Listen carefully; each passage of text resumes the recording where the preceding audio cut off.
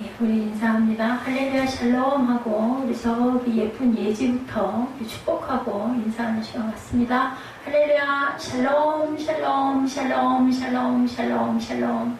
하나님 사랑합니다. 여러분 주 안에서 사랑합니다. 오늘 제목이 참된 용서입니다. 그래서 아까 흑인 교회에서 일어났던 일 여러분들 보셨죠? 참된 용서, 그냥 용서해야 한다니까요. 용서해야지 이게 아니라 정말 마음으로 용서의 마음은 우리가 할 수 있는 게 아닌 것 같아요. 이 방향은 우리가 설정을 해야 돼요. 하나님 용서하라 하셨으니 정말 나는 용서하고 싶지 않지만 용서해야겠다라는 마음으로 우리가 기도했을 때 하나님이 마음을 주시죠. 오늘 본문입니다. 친절하게 하라고 합니다. 불쌍히 여기라고 합니다. 용서하기를 왜 하나님이 그리스도 안에서 너희를 용서하신 같이 예수님이 우리를 왜 십자가에 못 박히심으로 우리 죄를 사하여 주신 것 같은 그런 마음으로, 우리 모두는 죄인이잖아요. 아까 총기 난사 사건 보셨죠? 우리가 교회 공동체에서 가장 많이 듣는 말 가운데 하나예요. 이 용서라는 말은 그만큼 많이 듣는다면 중요하기도 하겠지만 아무리 말해도 잘 안 되기 때문에 이 말을 계속 한다고 저는 생각을 합니다. 산상수훈 가운데 마태복음 5장 22절에서 25절에 두 가지를 말씀하시는데, 하나는 예물을 제단에 드리기 전에 형제에게 원망 들을 만한 일이 있으면 먼저 가서 사과하고 오라고 그러죠. 그리고 제단에 예물을 다시 드려라. 하나님은 우리 마음에 거리낌 있는 것을 가지고 그냥 예배드리지 말라는 말씀을 합니다. 가서 사람이 잘못했거들랑 그냥 내가 좀 그렇긴 했는데 그냥 그럴 때가 있어요. 우리도 그죠? 뭐 부패야 또 그러자니 조금 민망하기도 하고 또 기회를 잘 잡지 못해서 이게 더 넘어가는 수가 있는데, 하나님께서는 그 부분을 분명히 말씀합니다. 먼저 가서 사과 먼저 하고 와서 제단을 예물에다 드려라. 이게 우리가 행해야 된다라는 거예요. 예물에 드릴 때는 어떤 마음으로 드릴까요? 아유, 내가 이러이러한 잘못도 죄도 있었습니다. 하나님 용서해 주시옵소서. 이런 마음으로 드리겠죠. 하나님이 아시지만 사람에게 잘못한 것은 가서 사람에게 사과하고 와서 드리라고 말씀을 한다는 것. 또 하나는 고발하는 자와 함께 있을 때 급히 사과하라고도 말씀을 합니다. 용서와 화해는 하나님과의 관계, 사람의 관계 모두가 연결되어 있다는 부분이에요. 오늘 말씀의 제목에 참된이라는 말씀이 붙어 있죠.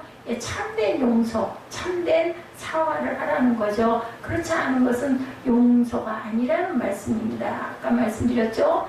제가 그거 찾아서 올린 거예요. 2015년 6월 17일 미국에서 총격 사건이 있었는데, 사우스캐롤라이나주 찰스턴에 있는 이메뉴엘 아프리칸 감리교에서 일어난 총기 난사 사건.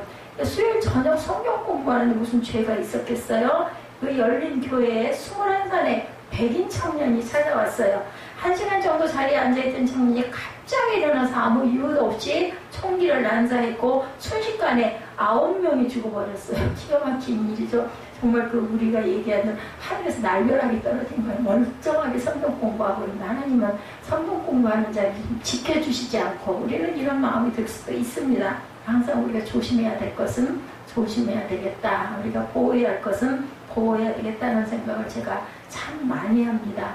제가 좀 젊을 때부터 건강을 좀 잘 챙기고 나쁘고 좋은 것에 대한 것을 잘 받아들이고 버리고 너무 지나치지 않았더라면 요즘 좀 더 편했을 것 같아요. 근데 그러지 않았어요. 옆에서 아무리 얘기를 해도 그러면 못 쓴다, 나쁘다, 뭐 밥 먹는 거를 규칙적으로 해라, 배가 고프기 전에 조금씩 먹어라, 전혀 안 들었어요. 아이스크림 한 통 가지고 하루를 살기도 했고, 뭐 그냥 3일 금식하는 것은 아무 상관도 없었고, 운동도 그냥 땀이 쩔쩔 쏟아져가지고 그냥 몸이 젖는 건 그만이고 그냥 바닥에 물이 줄줄 흐를 정도로 운동을 심하게 하다 보니까 허리가 다 유착이 돼서 내려앉아버리고 이런 사건들이 일어납니다. 우리는 우리 스스로 우리가 잘 지키고 보존하는 것 최선을 다해. 왜냐하면 하나님이 주신 귀한 성전들이에요. 여러분들은 다 움직이는 유형의 무형의 성전이 교회고, 그리고 여러분의 몸이라는 것을 잊지 마시기 바랍니다. 어떻게 하든 하나님이 지켜주신다는 건 아니에요. 우리가 그 방향을 향할 줄 알아야 되고 행할 줄 알아야 된다는 거죠. 이 성도들이 그 벼랑간에 남편을 잃어버리고 아내를 잃어버리고 아들과 딸을 잃어버리는 사건이었었죠. 사건 이틀 후에 범인은 구치소에 감금됐겠죠. 그런데 화상으로 약식 재판을 받았다는 화상 그 영상으로 약식 재판을 받았는데 유가족들이 가해자에게 직접 얘기할 시간을 주는 사우스캐롤라이나 주의 판행에 따라서 법정에 난 유가족들이 화면으로 보이는 가해자에게 발언하는 기회가 주어져. 아까 그거 보셨죠? 그 영상. 그들은 놀랍게도 가해자에게 용서한다는 말을 건넸어요. 저는 쉽지 않았을 것 같아요. 만약에 제가 만약에 내 아들이 내 딸이 아닌데 부모가 내 형제가 이런 일을 겪으면 당장에 그게 쉬웠을까 이런 마음이 듭니다. 당신은 내게서 가장 귀한 것을 빼앗아갔다. 하지만 당신을 용서한다. 이렇게 얘기하죠. 사랑하는 사람들이 당신의 증오로 세상을 떠났지만 우리는 당신의 영혼을 위해서 기도한다. 이게 크리스찬. 아주 어렵습니다. 크리스찬이 이런 삶을 살아가기는 참 어려운 거예요. 글자로 써는 건 쉽고 남의 얘기하기는 쉬운데 내가 정말 내 사랑하는 자녀로 기가 막히게 어이없이 교회에서 성경 공부하는 시간 잘못한 것도 없이 이런 일이 일어났다라면 얼마나 기가 막히겠느냐. 경건한 크리스찬으로서 증오 범죄의 연쇄를 끊기 위해서는 죄를 용서하는 것 외에는 방법이 없기 때문에 우리는 당신을 용서한다. 죄는 또 뭐를 낳아요? 죄를 낳죠. 또 죽이고 나면 그 사람 그렇게 해서 보복을 하고 나면 그 보복이 또 새로운 보복을 만든다는 거죠. 놀라운 용서의 고백입니다. 이 정도로 용서할 사람들이면 용서 못할 것이 없겠죠. 쉽지 않은 일이라고 생각합니다. 이렇게 용서하는 사람이 모인 사람들의 공동체는 천국과 같아야 하지 않을까. 그런데 정말 그럴까? 여러분들 교회에서 문제가 가장 많았어요. 왜 그럴까요? 교회는 각양각색의 많은 사람들이 모이기 때문에 저희들 교회 같은 경우에는 거의 가족관계로 이루어져 있기 때문에 뭘 잘못했더라도 좀 시간이 지나면 그냥 용서하게 되죠. 왜냐하면 그게 바로 가족이에요. 핏줄이 참 무섭다라는 생각을 합니다. 근데 남들이 다 모여있는 그곳에는 용서하기 정말 어렵고 말도 정말 많고 말이 발이 달려가지고 점점 더 와전이 되죠. 이런 문제가 굉장히 많았다. 초대교회 그래서 바울이 감옥에서까지 편지를 써서 전하기도 하죠. 고린도에, 에베소에. 그게 바로 에베소서, 고린도 전후서, 데살로니가 전후서. 이 모든 것이 에필골머는 감옥에서 쓴 거. 나머지 부분들 전부 서신서로 이루어져 있죠. 바울 서신은.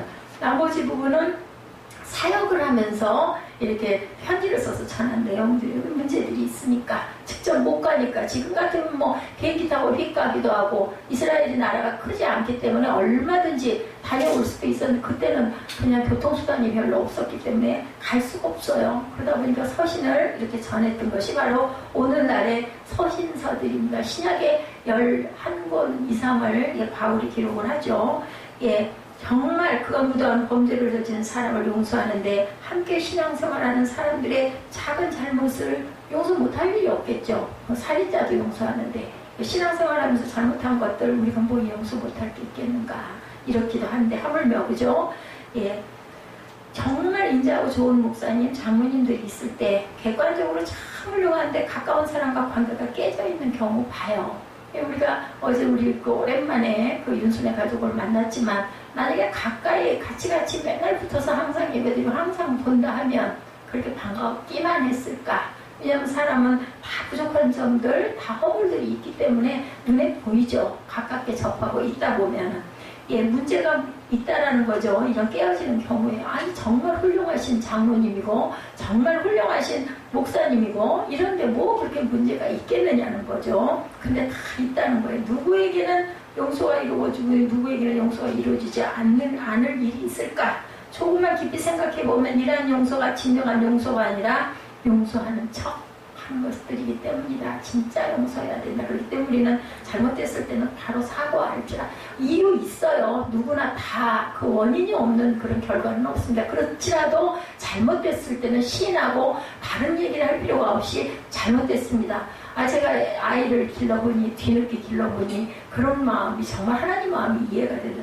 아니 무슨 이유가 그렇게 많아요? 얘기하면 그냥 죄송합니다 잘못했습니다 하면 더 이상 할 말이 없어. 앞으로는 그러지 마 하고 말 건데 뭐 어째서 그랬습니까? 이래서 이랬으니까 얘기를 하면 미운 생각이 들더라고요. 절대 용서하고 싶지가 않아요. 진짜 쳐다보기도 싫어져요. 하나님 마음이 바로 그런 마음일 것 같습니다. 그냥 용서해버리는 것이 마음이 편하니까 그렇게 작정해서도 안 되는 거죠. 그리고 잘못된 건 지적할 수도 있어야 되고, 남이 아닌 경우에는 지나가는 다른 아이 같은 경우면은 아유 쟤 왜 저래, 그리고 그냥 아유 참 말세야 말세, 내 아이들 단속 잘해야 되겠네 이러고 넘어가지만, 우리는 전부 하나님 안에서도 자녀이고, 또 우리는 관계가 또 전부 가족 관계로 맺어져 있다 보니까 그냥 가면 안 됩니다. 잘못된 건 권면을 해야 되는데, 권면하는 방법에도 여러 가지 방법이 있어서 지혜를 구해야 하겠죠.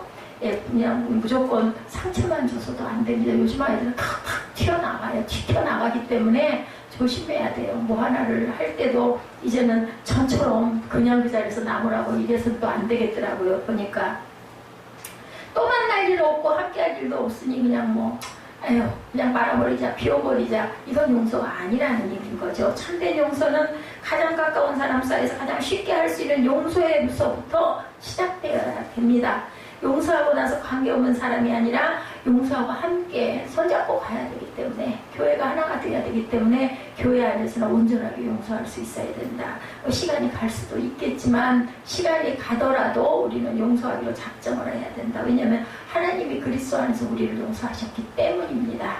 크리스찬들에게 말씀하시는 그 말씀이죠. 함께 남은 인생을 살아가야 하는 사람에게서 일어나는 일일 때는 정말 더 진지할 수밖에 없다. 부부관계 특히, 그죠? 부모와 자녀관계. 오늘 본문에 반복되죠. 서로입니다. 서로. 나 혼자가 아니라 서로 용서하라고 그러죠. 서로 용서하기를 하나님이 그리스도 안에서 너희를 용서하시며 같이 할 말 없어요. 하나님이 우리 죄를 용서해 주셨는데 거기다 중보자, 독생자, 아들 예수 그리스도가 희생 제물이었는데 뭐 우리가 할 말이 있겠느냐는 거죠. 그리스도께서 우리를 용서하셨기 때문에 우리도 용서해야 하는 상관관계가 분명히 있다.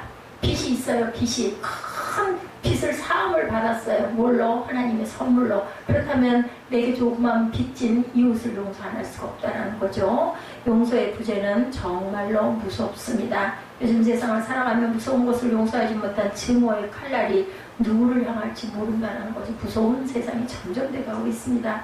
해결하지 못한 용서는 누군가를 향해 결국은 폭발하고 맙니다. 요즘에 청소년 문제들이 그런 일로 인해서 많이 일어나죠. 인류를 공포에 떨게 하는 것 중에 하나가 무차별한, 여러분들 많이 외신으로 많이 아실 거예요. 테러리즘들이죠. 2015년, 2016년에 프랑스 파리와 휴양 도시 니스에서 있었던 테러는 모르는 타인과 섞여 있었는데 누군가 모였다는 것에 대한 두려움을 가지게 했다고 하죠. 파리 테러로 160명 이상, 니스 테러로 80명 이상이 사망했다는 소식을 듣고 사람들이 가장 무서워한 것 중에 하나는 테러에 대한 보복이 시작될 것이라는 그런 추측이었다고 합니다. 요즘에는 이스라는 말이 많이 유행하고 있습니다. 이스라엘이에요, 이스라엘. 그 뜻은 이렇게 해서라도 자신들이 얼마나 억울하게 당했는지를 보여주고 싶다라는 거죠. 또 다른 억울함을 당한 사람은 그것을 갚아줘야 하는데 증오와 원수의 고리를 끊지 않으면 계속해서 연속적으로 더 큰 비극들이 만들어진다. 사르트르가 유명한 말을 남겼습니다. 타인은 지옥이다. 세상에 지옥이 있다면 그것은 바로 내 주변의 타인이라는 거예요. 좀 굉장히 과격하긴 하죠. 그렇지만 그게 전혀 엉터덩터하는 그런 이야기는 아닌 것 같습니다. 용서가 작동하지 않는 세상이 있다면 이 세상은 온통 지옥일 수밖에 없다는 거예요. 우리가 잘못 안 하고 살 수가 없잖아요. 그러니까 원한이 계속 맺혀지게 되고 그 내버려 두다 보면 결국은 타인이 지옥이 될 수도 있다. 나에게 어떤 보복을 할지 알 수가 없다라는 거죠. 사람들이 더욱 참기 힘들 일 중에 하나는 우리가 용서해야 할 대상이 우리의 용서와 관계없이 세상에서 너무 잘 나간다는 것. 오늘 우리 그 예배 시간에 그런 말씀 나눴죠. 우리 금요철야에서인가요? 그죠? 너무너무 잘 돼, 악인들은. 근데 의인들은 오히려 잘 되지 못하고 환난 중에 고난 중에 돌아갈 수도 있어. 얼마나 불공평한가 있는 건데 그런 것에 대해서 너무 부러워하지 말라는 거죠. 왜냐하면 우리는 모두 다 영혼을 믿기 때문에 마지막 심판은 분명히 심은 대로 거둔다는 거 우리 여러분들 말씀 많이 하죠. 분명히 있기 때문에 그런 것에 대해서 너무 연연하지 말라고 하나님께서 말씀하십니다. 나에게는 용서의 대상이 그 사람이 다른 사람에게 인정받고 칭찬받고 승승장구하는 모습을 보면 너무너무 힘들어요. 그죠? 저런 죄인이 어떻게 저렇게 잘 돼? 그죠? 하나님 계셔? 도대체 뭐 하시는 거야? 이런 얘기들 할 때가 많습니다. 결국 용서하지 못하는 한 우리는 그 사람 때문에 점점 더 힘이 들어지고 점점 더 시험이 들 수밖에 없다는 거죠. 그래서 누군가에게 복수하는 드라마를 보면 아주 감정이입이 됩니다. 통쾌해요. 그죠? 너무너무 잘 됐다. 그냥 꼭 매일같이 기쁘기도 하고 흥분하기도 하고 그렇습니다. 가장 통쾌하고 신나는 장면은 복수가 이루어져서 악인이 끝에 아주 파멸하는 거 보면 너무 시원하잖아요. 이런 마음들이 다 있습니다. 근데 용서의 원칙이 있어요. 뭐예요? 오늘 본문에 그리스도 안에서입니다. 그리스도 안에서. 서로 용서하라는 거죠. 그리스도 안에서 하나님이 우리를 용서하신과 같이 그리스도 안에서 우리를 용서하신 것을 로마서 5장 8절에서 말씀합니다. 뭐라고 말씀하세요? 로마서 5장 8절 잠깐 볼까요? 한 절이니까. 뭐라고 말씀하세요? 우리가 아직 죄인 되었을 때 이렇게 말씀하고 있습니다. 우리가 정말 용서받을 만한 자격이 없을 때 우리를 용서하셨다는 거예요. 우리가 죄인 되었을 때. 그죠? 용서는 인격적이고 상대적이고 관계적이지만 상대방에게 자격이 있을 때 하는 조건이 아니라는 얘기인 거예요. 자격이 없을 때 용서해요. 누가? 하나님이 우리를 죄인 되었을 때 용서했다고 말씀하시기 때문에 그리스도께서 우리를 먼저 용서하시고 사랑하시고 보여주셨던 것처럼 우리도 누군가에게 용서하며 인격적 관계를 기대해야 한다는 겁니다. 신촌에 있는 장로교회 조동천 목사님이 목회와 신학에 기거한 용서에 관한 설교가 있어서 제가 예화로 발췌를 했습니다. 일본의 동경 사범학교를 나오신 함석헌 선생님 여러분들 이름 들어보셨을 거예요. 그분의 모교인 오산학교에서 교편을 잡고 있었을 때 일입니다. 학생들이 문제가 있는 한 교사를 폭행하겠다고 굉장히 오래전 일인데 이런 일들이 있었나 봐요. 요즘에도 뭐 교사를 학생들이 때리는 일이 있다라는 얘기를 제가 들은 것 같은데 그때도 그런 일이 있었다고 그래요. 학생들이 때를 지어서 교무실로 몰려왔어요. 모든 교사들은 모두 다 도망갔어요. 피했어요. 그 소식을 벌써 들은 거죠. 근데 이 함석현 선생님만 기도하는 마음으로 고개를 푹 숙이고 그 자리에 그냥 앉아 계셨다는 거예요. 그래서 학생들이 몰려들어가지고 몰매를 때렸어요. 함석현 선생님하고는 아무 관계가 없는 다른 교사를 찾으러 왔는데 고개 숙이고 있는 교사가 한 명이다 보니까 혈기 충천한 학생들이 그냥 몰매를 때린 거죠. 나중에 그걸 알게 되죠. 학생들이 용서를 빌면서 선생님 왜 고개 숙이고 말씀하지 않고 그러고 계셨습니까? 하고 여쭤봤다고 그래요. 그때 함 선생님의 대답이 정말 큰 감동을 학생들에게 불러일으켰는데 내가 눈을 뜨고 맞았다면 내 사랑하는 제자 중 누가 나를 때렸는지 내가 알지 않겠느냐 이렇게 말씀을 하셨대요. 또 자네들도 알 것이고 그러면 내가 어떻게 강단에 서겠으면 또 자네들도 어떻게 나를 보고 수업을 할 수가 있겠느냐 이렇게 말씀을 잔잔하게 하셨다고 합니다. 용서는 우리가 잘못하기 전부터 벌써 진행되었던 사실이라는 거죠. 함석현 선생님은 마음을 먹고 있었던 거예요. 잘못했다고 누군가가 나를 때렸을 때는 나는 그냥 안 볼래. 그냥 내 마음으로 용서할래. 왜? 그리스도 안에서 하나님이 나를 용서하셨으니까 이런 마음을 품고 있었다는 거죠. 우리가 죄 지으려는 순간 주님은 뭐 하셨어요? 십자가를 이미 질 준비를 하셨죠. 언제부터? 예수님 모시기 전 구약 2000년, 3000년 전부터 벌써 이미 예수 그리스도가 올 것이라는 예언을 많은 예언자들이 했다는 겁니다. 그러니까 이미 용서가 예정되어 있었고 용서는 진행되고 있었다. 주님 모시기 무수한 세월 전에 주님의 십자가 죽으심이 준비되고 이렇게 예언되어 있습니다. 우리가 남을 용서하는 것도 마찬가지가 아니겠는가. 그가 하는 꼴을 봐서 하면 벌써 용서가 아니라는 거예요. 걔가 잘못했다고 나한테 빌면 그게 상대적이죠. 우리는 이런 마음을 가져야 된다. 물론 잘못한 사람은 당연히 그 본인에게 가서 사과해야 돼요. 아까 말씀처럼 제단에 예물 드리기 전에 가서 사과해야 되지만 우리가 받는 우리의 입장은 이미 마음으로 용서하고 있어야 된다. 왜냐하면 하나님께 우리는 빚진 자들이기 때문에 그를 사랑하기 때문에 이미 그가 잘못할 경우 용서하겠다는 마음에 준비가 되어 있어야 된다. 이웃을 사랑하라고 하셨잖아요. 기꺼이 대신 억울한 일을 당하겠다는 자세가 있는 것이 바로 용서라는 거죠. 아까 함석헌 선생님처럼 우리가 용서한다고 온전한 관계가 모두 만들어지는 것도 또한 아니죠. 마치 그리스도께서 우리를 사랑하셔서 십자가에 죽으셨지만 모두에게 그 사랑이 임하지는 않았죠. 우리 새벽 예배에서 그런 말씀 나눴죠. 모두 다 온전한 제자들은 아니었다.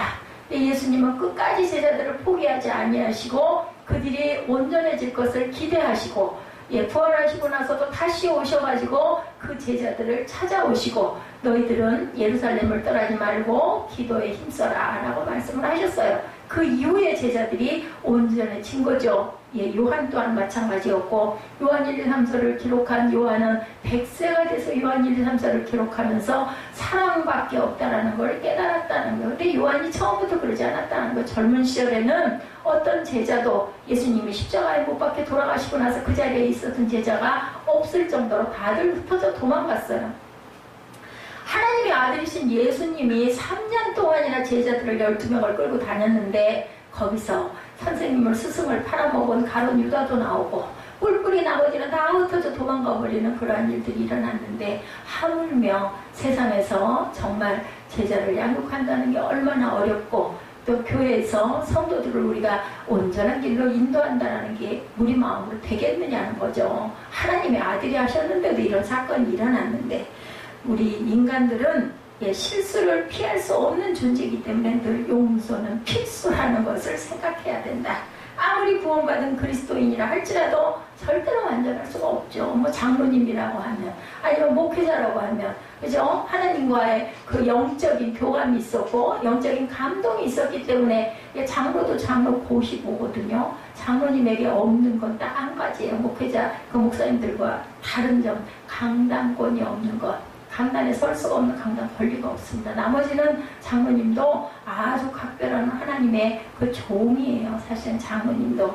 그리고 모든 재정적인 부분의 치리를 다 감당하죠. 그렇기 때문에 몸으로 섬기고 물질로 섬기는 가장 첫 번째 분들이 장로님들이라는 거죠. 인간이란 실수를 피할 수 없는 존재라는 것.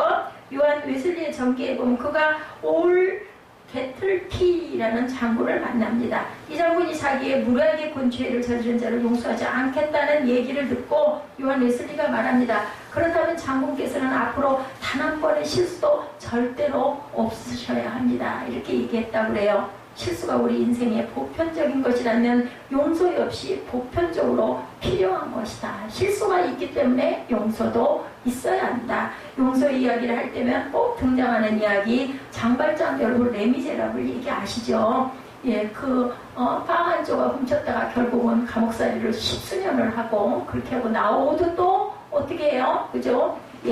은잔 막 훔쳐가지고 그저 성전에 들어가서 그런 일들이 있었던 사건입니다. 우리나라에서 뮤지컬 영어로 500만이 넘는 관객을 동원했다고 그러죠. 빵 한 조각을 훔치려다가 19년간 옥살이라고 가석방으로 풀려난 한 남자에게 자신이 잠자리에 먹을 것을 베풀어준 주교를 배신하고 또 거기서 또 운천대로 도둑질해가는 일이죠. 음식기를 훔쳐 달아난 그가 붙잡혀 수동으로 끌려오죠. 주교는 그 사람을 보고는 왜 내가 준 선물을 다 가져가지 않고 일부만 가져갔어 하고는 운천대를 오히려 건네줍니다.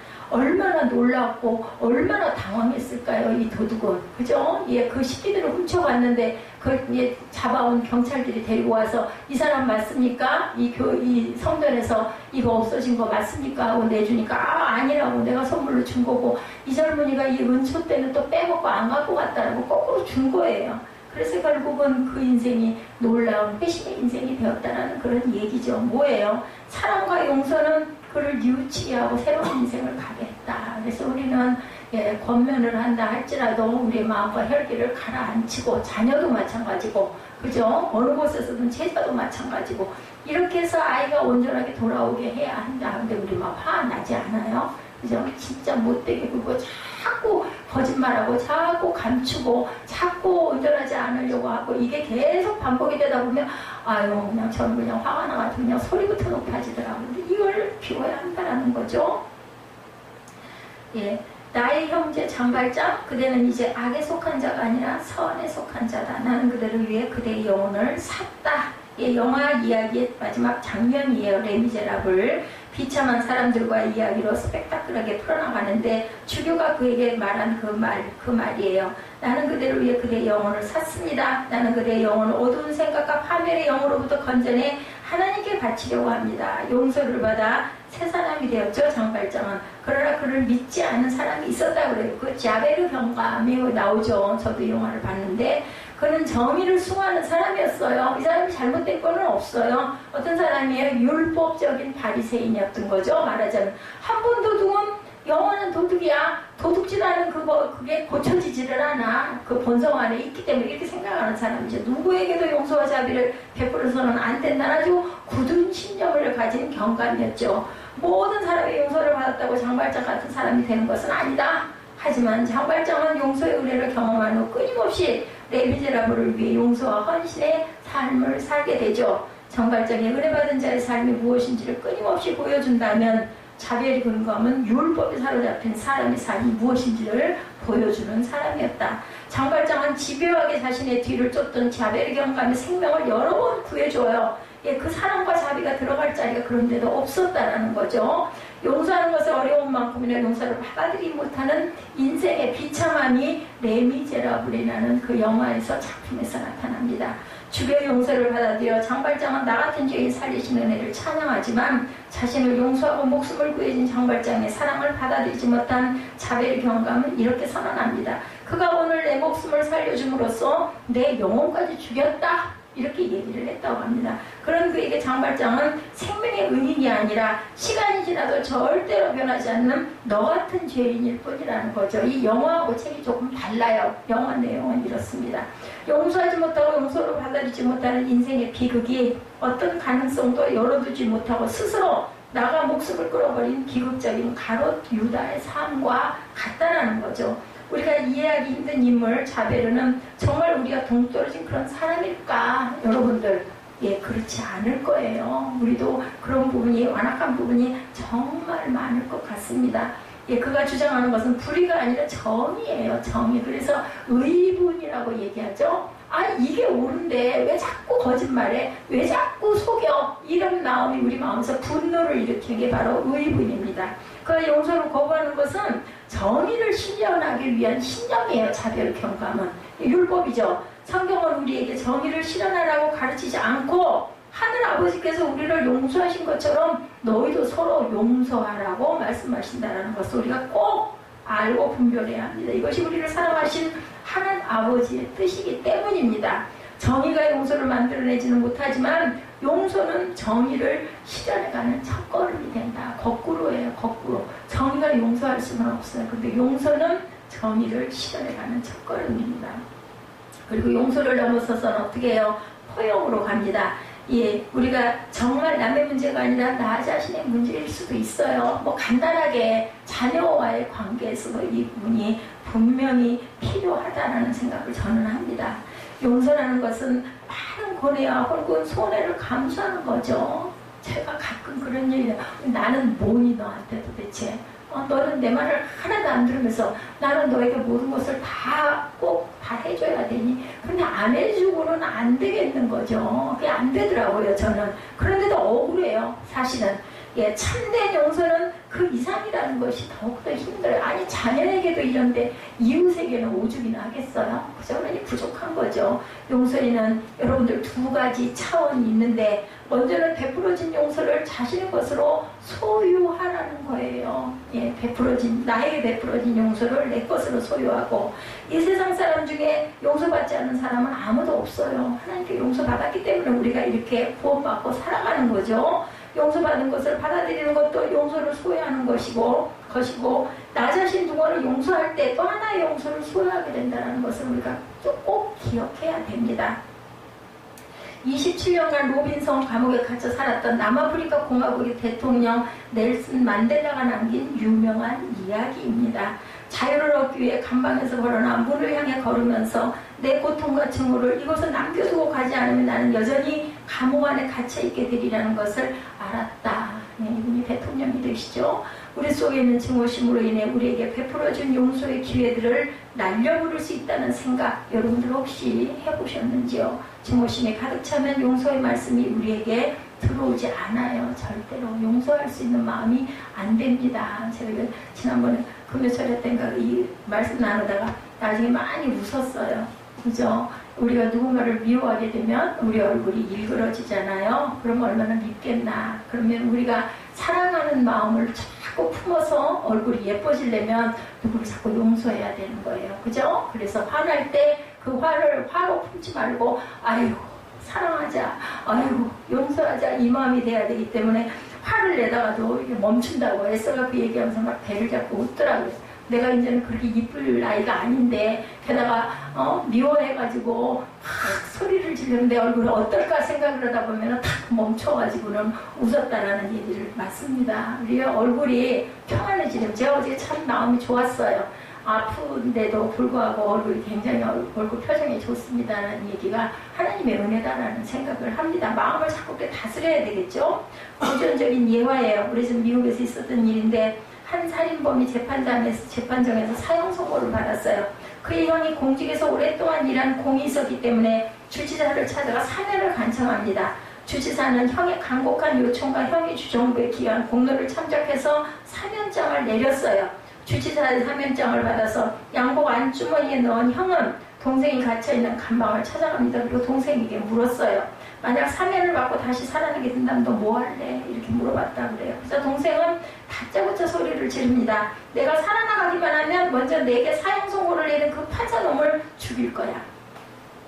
그 다음에 내 재판에서 증인으로 나왔던 놈들도 모조리 죽여버릴 거야. 이렇게 얘기를 했다고 그러죠. 그 말을 듣고 심히 슬퍼진 형은 눈물을 지으며 그 자리에서 일어나 걸어 나왔다고 하죠. 안주머니에 사면장을 그대로 품은 채로. 예, 혹시 이런 생각 우리들이 가끔 해보죠. 하나님이 보내주신 축복의 천사가 내 마음속에 있는 분노와 미움과 증오를 보고 낙심해서 전달하지 않은 채 돌아가 버리는 일은 과연 없을까? 그죠? 우리가 이런 걸 생각해 봐야 된다. 도둑질하다가 잡혀온 장발장의 인생을 변화시킨 것은 그를 용서한 주교의 선언이 아니라 그에게 은초 때까지도 주었던 포용입니다. 그냥 단순한 용서가 아니라 나머지까지도 다 내어주는 마음. 그래서 예수님이 그러신 것 같아요. 오리를 가지 않으면 십리를 가고 겉옷을 달라면 속옷까지 주고, 지난번에 제가 주일 설교 때 한번 말씀드렸었죠. 무언가를 요구할 때는 거기에다 곁들여서 신선한 과일까지 대접하는 그런 마음, 플러스 할 줄 아는 마음이 있어야 된다. 장발장이 자비를 경험하며 끝까지 베풀어주던 행동은 용서의 감격을 넘어서 은혜의 삶을 살고자 했던 일이 아니었을까. 한 걸음 더 베풀어야 한다는 거예요. 참음으로 끝날 것도 아니고 아유 용서하고 잊어버리자가 아니라 거기서 한 번 더 베푸는 마음을 가져야 한다. 그래야 천사들이 우리에게 좋은 것을 주려고 축복을 주려고 왔다가 품에다가 그냥 품고 도로 돌아가 버리는 일이 없지 않을까. 우리는 분명히 심은 대로 거두어집니다. 그래서 남에게 용서를 하고 용서해서 더 나가서 더 포용하고 품을 때 우리에게는 하나님의 귀한 축복이 온다는 것. 용서에 대해서 이런 표현을 쓸 수 있을 것 같아요. 능동적 고통을 당하는 것이라고. 누군가를 용서한다는 것은 정말 고통스러워요. 억울해요. 속상해요. 그렇지만 그 고통이 능동적인 내가 하는 결단의 문제가 돼야 된다. 수동적인 게 아니라. 굉장히 힘들고 불가능하겠지만 참된 용서는 선포에서 끝나는 게 아니라 이렇게 포용할 줄 아는 그런 마음이 돼야 된다. 그리스도께서 십자가에서 선포하신 용서는 단순한 선언이 아니라 그 아래 죄인들을 품으시는 그러한 용서, 자기 생명을 내주는 용서였었죠. 부활하신 예수님이 제자들에게 명령하신 것은 하나님을 진노하기엔 모든 사람을 향해서 사랑이 무엇인지를 전하라는 거예요. 너희들이 그냥 용서받고 끝나는 게 아니라 그 사랑을 니만 갖지 말고 전국 어디든 가면서 너희들이 그 사랑을 베풀어라 말씀을 합니다.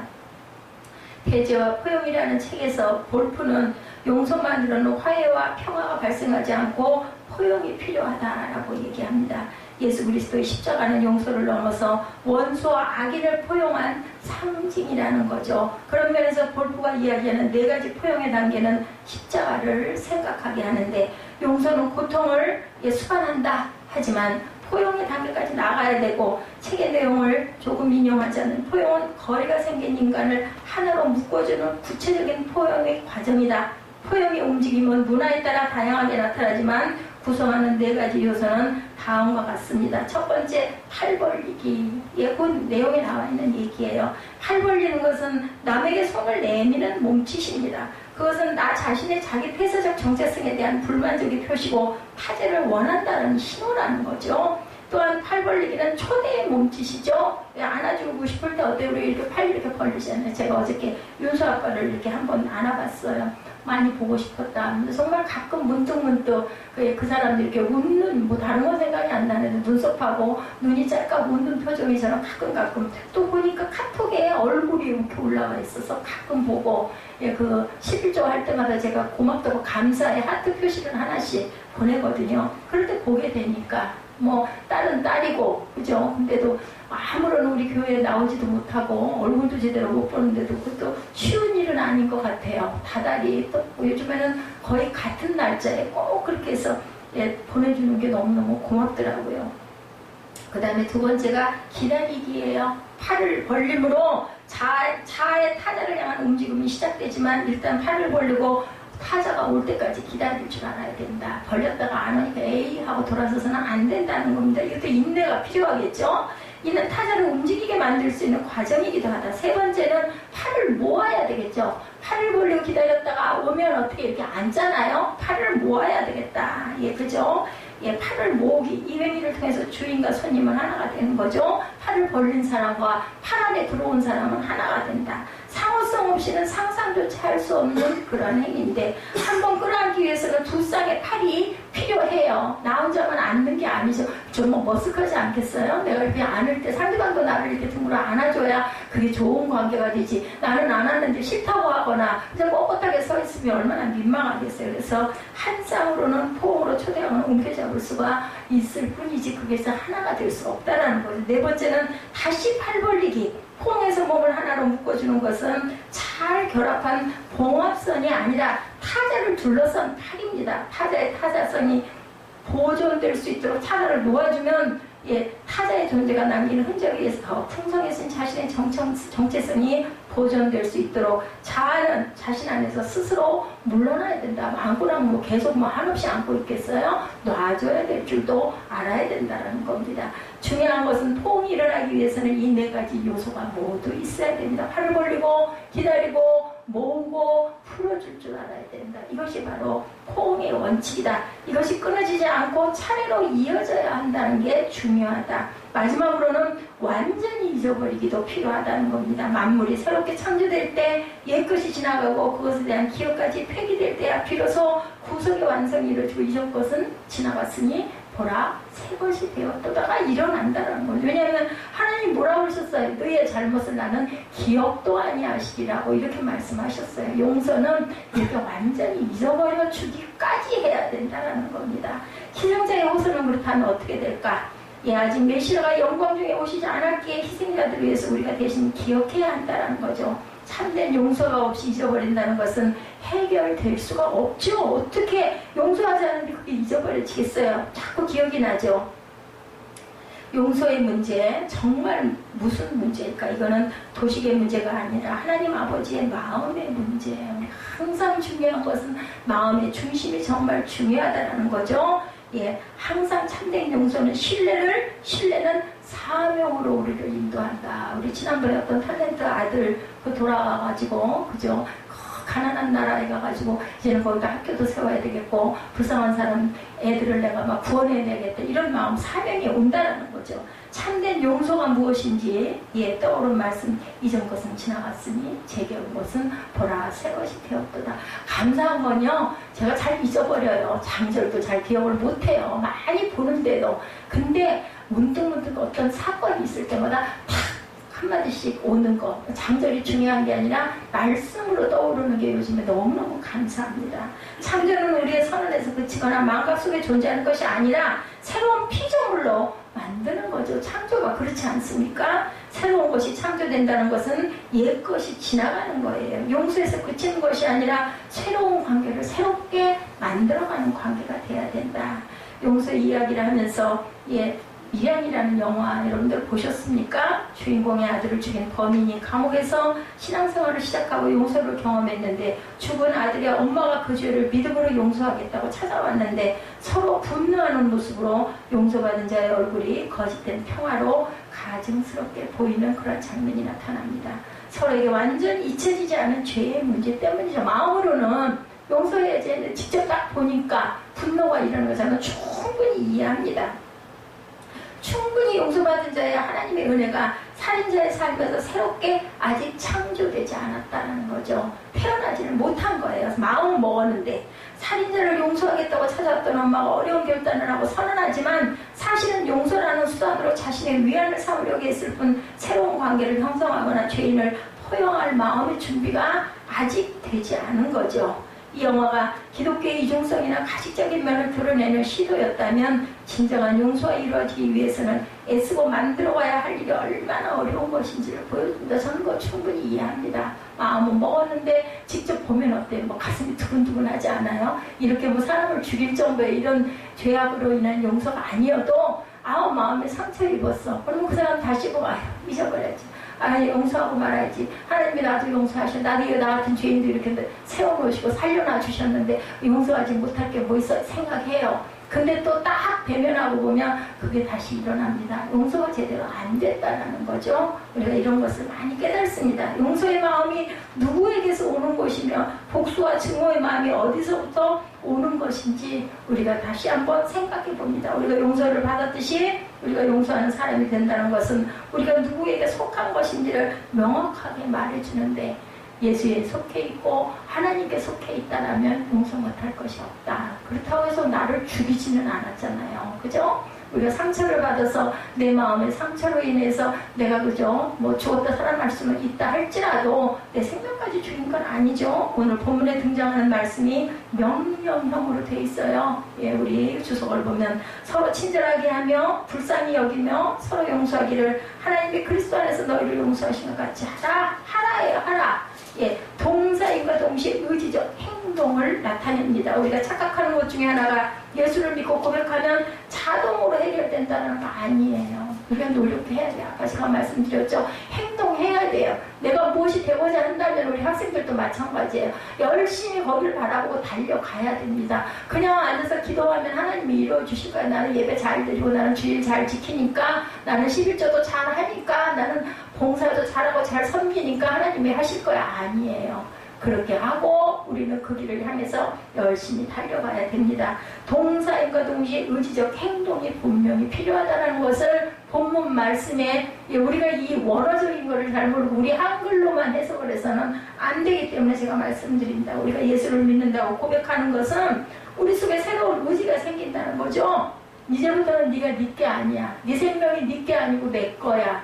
예? 네 십자가 지고 내 뒤를 따라라 라고 말씀을 하세요. 십자가라는 게 뭐예요? 내 짐보따리예요. 무거운 죄의 짐, 그죠? 욕심의 짐, 모든 더러운 것들의 짐을 지고, 그리고 나를 예수님 뭐라고 말씀하세요? 내 무릎 앞에 내 발 앞에 내려놓고 기도하고 구해라. 내가 너를 풀어주겠다는. 그러면 결국은 뭐가 일어납니까? 거기서 진정한 자유함이 일어나죠. 그 자유라는 건 다 버렸으니까 나는 편해, 이게 아니죠. 그렇게 되다 보면 우리는 주님이 말씀하신 하나님의 계명을 기쁨으로 감당을 하게 되죠. 하나님을 사랑하고 내 이웃을 사랑하고 이것이 율법의 마지막 계명이라 라고 말씀을 하십니다. 이게 그냥 해야 되니까 하는 게 아니라 그냥 자동으로 하고 싶어서 섬기는 마음과 경외심과 사랑이 일어난다는 겁니다.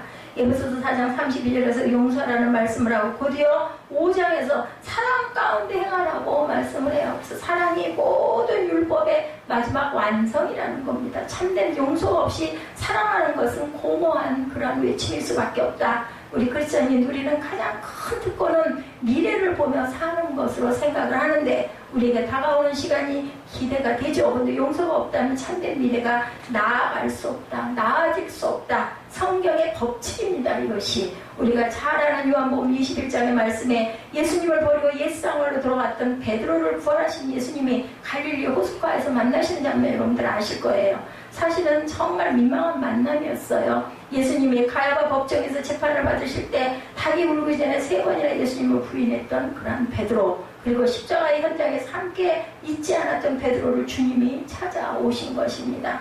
아직 베드로는 예수님께 용서를 받지 않은 상태였고 이 만남에서 예수님은 베드로를 용서한다고 말씀하시지 않고 용서를 전제로 한 사명을 주시는 장면이 나타나죠. 예수께서 베드로에게 하신 말씀은 용서한다가 아니라 뭐라고 하셨어요? 내 양을 치라. 내 양을 먹이라. 이걸 3번 반복을 하십니다. 사명을 부여하셨어요. 용서는 단순히 용서를 고치는 것이 아니라 용서한 사람에 대한 기대와 신뢰를 예수님은 끝까지 버리지 아니하셨다. 왜 그러셨을까요? 우리 사람들은 포기하잖아. 아유, 그 사람 틀렸어. 아유, 그냥 상대 안 하면 돼. 아유, 내가 목사람하고 뭐 천년만년 볼 것도 아니고 아유 말지. 이게 아니라 예수님은 아까 청개구리 이야기 제가 말씀드렸죠. 우리 그 일부 예배 때 말씀드렸나요? 청개구리 엄마가 어땠어요? 제가 자꾸 거꾸로 가니까 내가 나를 바닷가에다 묻어달라고 분명히 산에 묻을 거야. 이렇게 하고 얘기를 했더니 그만 청개구리 새끼는 어떻게 해요? 아유, 엄마가 내가 살아생전에 엄청 잘못을 많이 하고 돌아가셨는데 이제는 이건 꼭 지켜드려야지. 뭐 바닷가에다 묻었다는 거죠. 그랬더니 어떻게 됐어요? 생각과 달리 산에다 묻어줄 것이다 라고 생각했는데 진짜로 바닷가에다 묻은 거예요. 그러니까 비만 오면 개구리가 개골 빼고 울어요. 예수님과 다른 점은 예수님은 끝까지 제자들을 기대하셨다, 신뢰하셨다, 믿고 기다리시고 찾아오셨다는 것이 사람의 생각과 다른 생각이라는 것입니다. 하나님께서는 우리를 절대로 끝까지 포기하지 아니하시는 하나님, 그리고 하나님이시기 때문에 우리의 미래도 알고 계시는 하나님, 너는 이렇게 될 것이다. 저는 아마 꼬마 때 4살 때 5살 때 성전에서 보면서 저는 지금도 기억이 나요. 저는 교회를 가면 그렇게 좋았어요. 교회에 있는 그 옛날이기 때문에 요즘 같은 이런 게 아니죠. 나무로 된 이런 강단 뭐 이런 것들 뭐 이런 의자 이런 거 저는 맨날 수건 갖고 다니면서 맨날 닦고 다녔어요. 그냥 좋아서 하면 누가 하라고 그런 게 아니라 그거 보시면서 아마 믿는 성전을 사랑하는 뭐 이 뜻이 있었겠어요. 그냥 아무 생각 없이 저는 거기가 그냥 좋았어요. 무조건. 지금도 제가 교회에서 이렇게 잠자리를 펴고 자는데 너무 편하고 너무 좋은 거예요. 하나님은 아마 그때 그 꼬마 때 뭐 그 전부터이시기도 하겠지만 너는 고제목이다. 정말 여러 가지 진짜 사람으로서는 할 수 없는 많은 좋지 못한 많은 죄도 많이 지었지만 끝까지 버리지 않으셨기 때문에 어떠한 경로를 통해서 감동을 주셔서 제가 이 자리에 설 수 있을 때까지 오늘까지도 인도하고 계시는 그러한 주님이시죠. 예수님은 용서하시며 베드로의 자존심을 짓밟는 것이 아니라 그를 다독거리시고 그의 자존을 세워주십니다. 항상 그러시죠. 예수님을 배신했던 베드로에게 사랑하는 예수님의 양을 맡겨주시는 사건이죠. 참된 용서는 여기까지 나아가야 된다. 용서한 그 사람을 사랑하고 그 사람을 통해서 하나님의 영광을 기대하는 것이라는 거죠.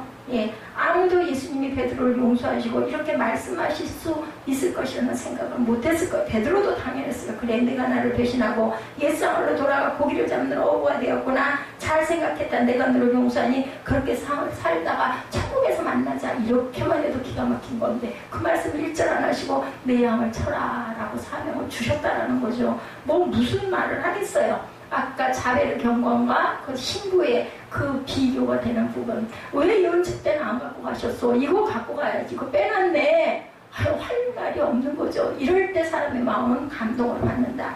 나도 나를 포기했는다.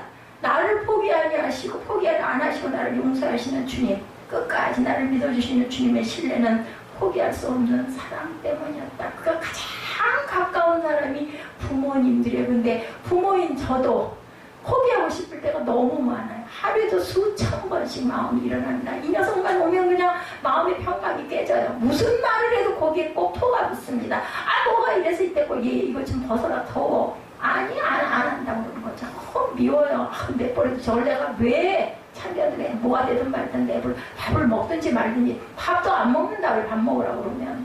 정말 미워요. 근데 또 돌아서 저만큼 가면은 속으로 아이고 이것이 가가지고 나 이거 배고플 텐데 어떻게 하려나 이런 마음이 드는 거. 이게 바로 예수님의 마음과 가장 가까운 우리 모든 부모님들의 마음이라는 거. 그걸 얼른 따라오면 얼마나 좋겠어요. 우리는 뻔히 아는데 이렇게 해야 된다는 걸 아는데 우리에게 주신 오늘의 말씀의 도전은 여러분들을 우리에게 베풀어 주신 그 사랑과 용서로 서로 사랑하고 용서하라는 거예요. 우리 그 크리스찬의 아주 딱 한마디로 매듭을 짓자면 서로 용서하고 사랑해라. 이 말씀이 모든 성경 66권의 6권에 있는 모든 내용의 딱 한마디의 지령입니다. 서로 용서하고 그리고 사랑해라. 그리고 하나가 되라. 그리고 기도해라. 그리고 너희에게 내가 내 기쁨을 너희에게 주노라 라고 말씀을 하신다라는 거 잊지 마시기 바랍니다. 주님께서 나를 사랑하셨으니 나도 사랑하고 주님께서 나를 용납하셨으니 나도 용납하고, 그리고 우리의 영혼을 위해서, 서로의 영혼을 위해서 선포하신 하나님의 말씀을 듣고, 그리고 서로를 위해서 기도하라는 거죠. 시편 42편 11절입니다. 내 영혼아, 내가 어찌하여 낙심하며 어찌하여 내 속에서 불안하여 하는가. 너는 하나님께 소망을 두라. 나는 그가 나타나 도우심으로 말미암아 내 하나님을 여전히 찬송하리로다. 찬양을 할 수 있는 것은 사람밖에 없어요. 여러분들의 특권이에요. 일반인들이 찬송하는 거 보셨어요? 성도들 크리스찬의 특권이라는 거 잊지 마시기 바랍니다. 그리고 그것은 기도이고, 그것은 내 입술의 고백이고, 그것은 선포라는 것 잊지 마시기 바랍니다. 하늘에 가도 찬양은 살아있다고 하죠. 참된 용서는 우리가 누군가를 아직 포기하지 않았다는 기대다. 하나님께서 우리를 아직 포기하지 아니하신 것. 베드로의 사건 여러분들 아시죠? 참된 용서가 능력인 것은 아직 우리에게 소망이 있음을 선포하는 것이기 때문이고, 그리고 우리가 아직 죄인 되었을 때 그리스도께서 우리를 위하여 죽으심으로 우리에 대한 하나님의 사랑을 확증하셨다라고 말씀합니다. 용서는 우리에게 십자가를 생각나게 하죠. 우리를 위해 모으신 주님의 손, 기도하는 손입니다. 그죠? 우리를 위해 벌리신 주님의 팔, 십자가에 못 박히신 팔입니다. 그리고 아직도 우리를 기다리시기 위해 벌리고 계신 커다란 하나님의 사랑, 그리고 내가 거기에 가서 품에 안겼을 때 어떻게 하실까요? 하나님께서 우리를 품어 안아주시고, 그죠? 우리를 위로하시는, 다독여 주시는 하나님의 팔이고, 팔 두 개로 인해서 이거가 이루어졌을 때 하나님께서 온전한 자유를 저와 여러분에게 주신다는 거죠. 용서는 우리에게 십자가를 이렇게 주시는 그 고백, 용서가 또 하나의 능력이라는 고백을 우리가 할 수 있어야 합니다. 십자가에서 하나님의 사랑을 보았다면 용서에서 우리는 하나님의 사랑을 보아야 합니다. 십자가를 치는 것이 엄청 힘들고 고통스러웠다면 용서 역시 그만큼 힘들고 고통스러울 것이라는 것. 십자가의 아픔 때문에 우리가 눈물을 흘리고 하나님의 은혜를 고백하게 되었다면 용서 때문에 누군가 눈물을 흘리고 하나님의 은혜를 고백하게 될 것이라는 것을 잊지 아니하시는 저와 여러분 되시기를 주님의 이름으로 축복합니다. 기도하시겠습니다.